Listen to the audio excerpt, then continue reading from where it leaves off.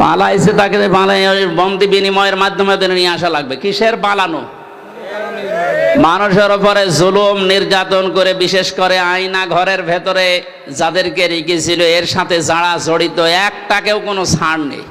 বলে মাফ করে দিন। মাফ করে দিন মানে কোন জালেমকে যদি মাফ করে দেওয়া হয় তাহলে মজলুমের উপরে এটা অবিচার হয়। কারণ আপনি তো ওই জায়গাতে টের পাননি, আপনি তো স্ত্রী পুত্র সন্তান আদি মা বাপ নিয়ে ভালোই খাচ্ছেন ঘুরছেন।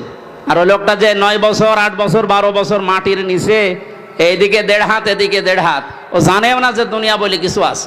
আজকে যে কি বার আমি জানি না, এখন যে কোন নামাজ তাও জানি না, আন্দাজে নামাজ পড়তাম মাটির নিচে। আমারও তো 10 দিন রেখেছিল কঠিন অবস্থায় নিয়ে, এরপরও যে জেলে দিলে মনে করলাম জেলখানা, শুনলাম যে ভালো জায়গা, মানে এমনি তো চড়াফেরা করা যায়, অথচ 24 ঘন্টা আমার তালা লাগিয়ে রাখত। যে মামলা দিয়েছে তো মূল্য চুরি করলেও অতদিন রাখা যায় না, মূল্য চুরি করলে মাত্র 3 মাস। আর আমার 3 বছরে জামিন তো দেয়নি। সিএমএম কোর্টে মানুষের জামিন হয়ে যায় মামলায়, জজ কোর্টে হয়নি, সিএমএম কোর্টে হয়নি, হাইকোর্টেও 1 বা 2 বা 30 বার মামলা তুলিস।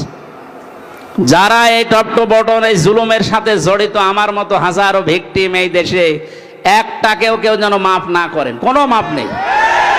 কারণ এদের মাফ আল্লাহ করবে না। ইন্নামাস সাবিলু আলাল্লাযিনা ইয়াজলিমুনান নাস, সূরা শূরা 25 নম্বর পারা 6 নম্বর পৃষ্ঠা 13 নম্বর লাইনের 42 নম্বর আয়াত। যত তাফসীর আছে পৃথিবীতে সব মুফাসসির লিখেছেন আল্লাহ নিজে মামলা দেবে জালেমদের বিরুদ্ধে।